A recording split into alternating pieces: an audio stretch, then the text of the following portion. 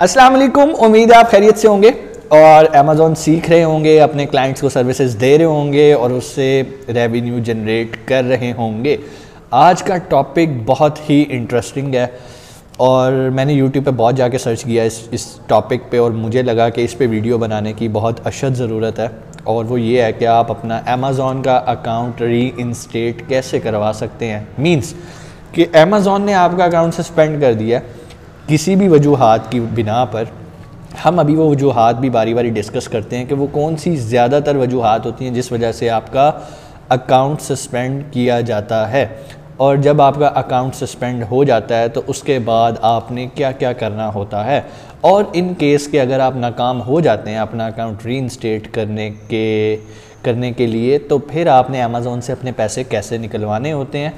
और अपनी जो इन्वेंट्री वहाँ पर पड़ी होती है कि अमेज़ॉन उसको बिल्कुल स्क्रैप कर देता है या हम उसको अपने पास वापस अपने वेयर हाउस पे बुला सकते हैं और बुलाने के बाद किसी और प्लेटफॉर्म पे लाइक ईबे पे या कहीं और सेल कर सकते हैं।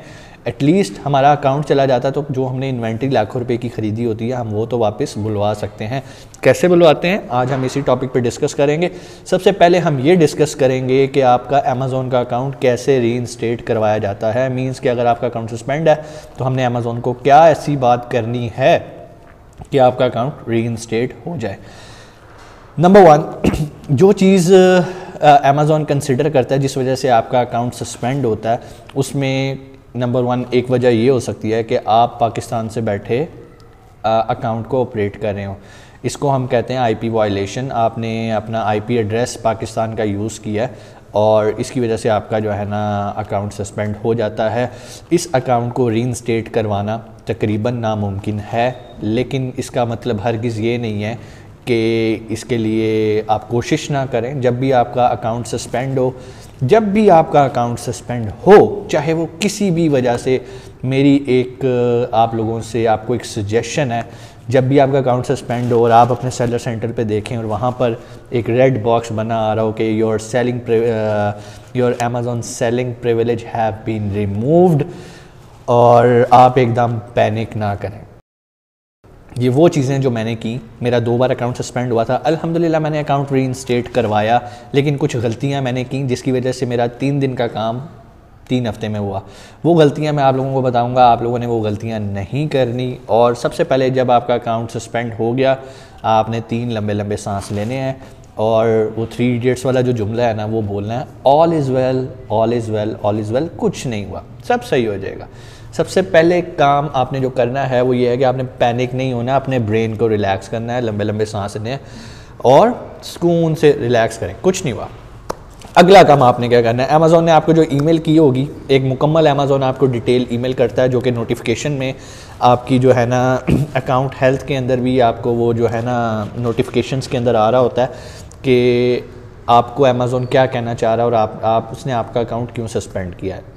आपने जो वो भी उसने आपको ईमेल की होगी, उसने आपको रीज़न बताई होगी, your selling privilege have been removed, your account has been deactivated and your selling privilege have been removed.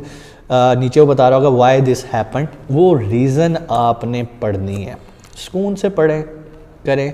आखिर वो आपको ऑप्शन दे रहा होगा कि आप अमेज़ॉन के साथ अपील करें। आपने अभी अपील के बटन पे क्लिक नहीं करना, आपने पूरी ईमेल सुकून से पढ़नी है।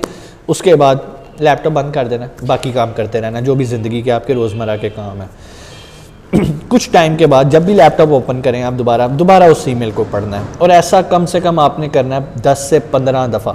जब आप 10 से 15 दफ़ा उस ईमेल को पढ़ेंगे ना, तो हर बार पढ़ने से आपको एक डिफरेंट कॉन्सेप्ट मिलेगा कि अमेज़ॉन ने इस वजह से अकाउंट बंद किया है, अमेज़ॉन ने इस वजह से अकाउंट बंद किया है।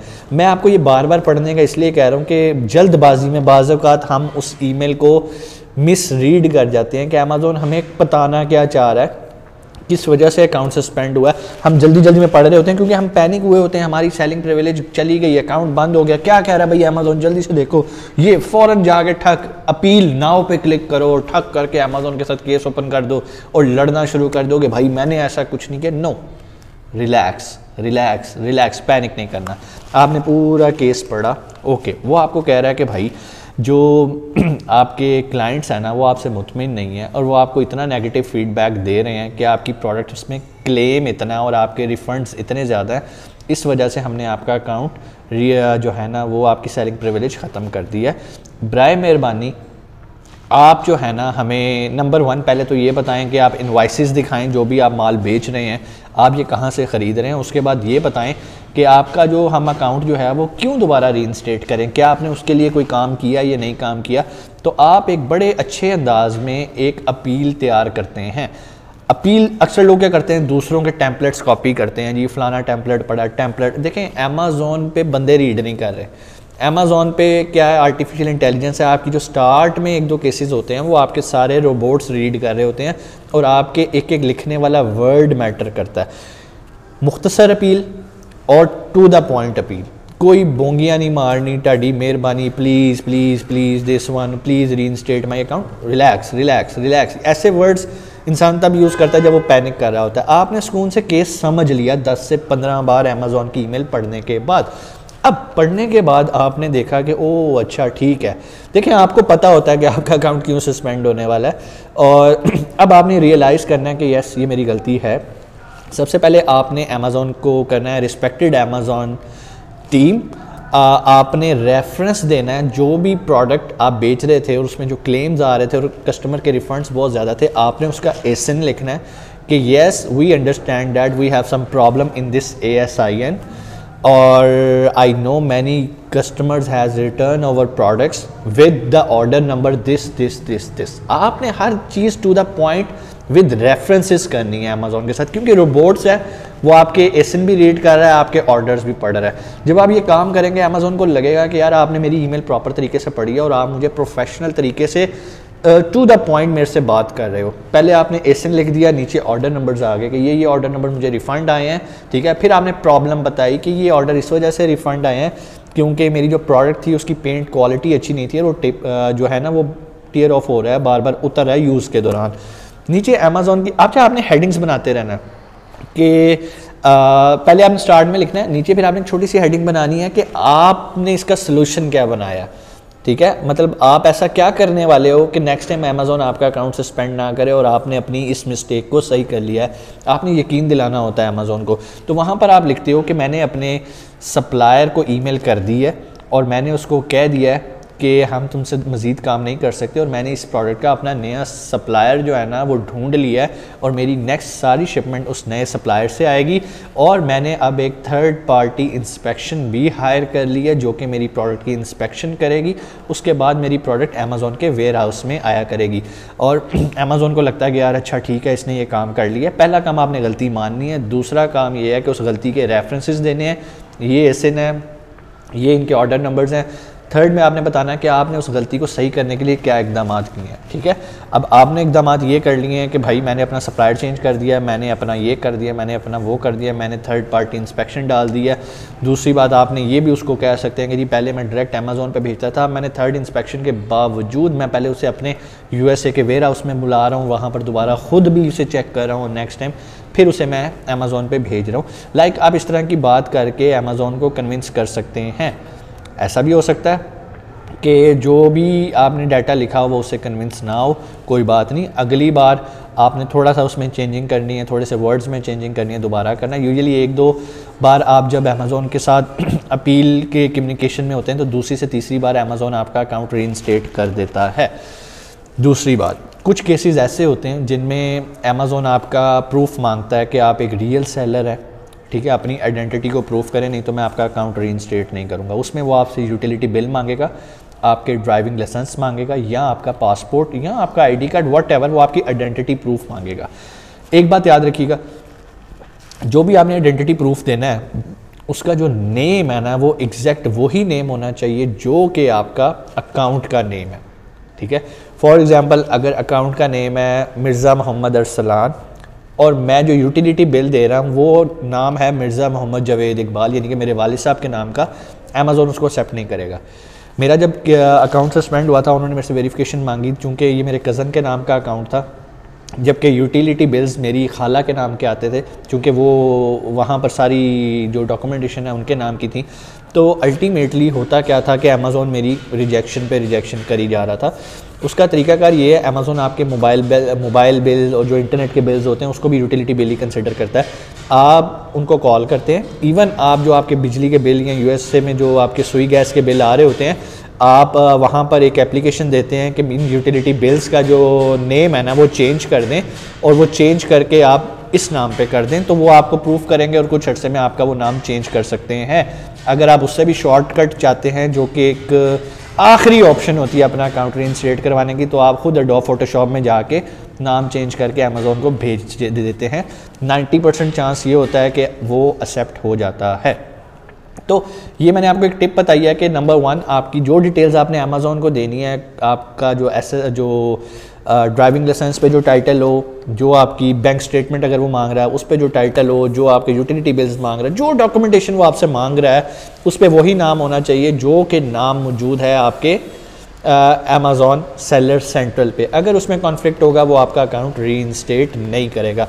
अब अगर आपकी आईपी वायलेशन हो जाती है, लाइक अगर आप पाकिस्तान में बैठे हुए गलत आईपी यूज़ कर दिया आपने और अमेज़ॉन को लगा कि यार आप तो पाकिस्तान में बैठे अकाउंट चला रहे हो, तो वो आपका अकाउंट सस्पेंड कर देता है। उसमें ये होता है कि आपने फिर वीपीएस बाय करना होता है, क्योंकि आपसे गलती हो गई है। वीपीएस तो आपने फ्यूचर में यूज़ करना है, तो आप वीपीएस बाय कर लेते हो। वीपीएस बाय करने के बाद आप अमेज़ॉन को बताते हो कि जी ये अकाउंट यूएसए बेस ही है, मैंने एक फ्रीलांसर हायर किया था पाकिस्तान से और किया, लेकिन मुझे इस पॉलिसी का पता नहीं था अमेज़ॉन की, और मैं माजरत चाहता हूँ कि मेरे से ये गलती हो गई है और मैं दोबारा ये गलती नहीं करूँगा और नेक्स्ट टाइम मैं अपने अकाउंट को ख़ुद ऑपरेट करूँगा।